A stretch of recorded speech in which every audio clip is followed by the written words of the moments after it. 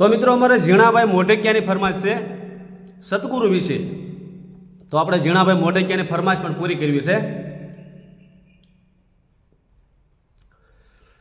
સતગુરુના શરણમાં મારે કાયમ રે દિવાળી, ગુરુના શરણમાં મારે કાયમ રે દિવાળી, એ જ કદી એનો ભાળી મેં તો રેન અંધારી, ફટાકા ફટાકા મેં તો ફોડ્યા રે ફટાકા,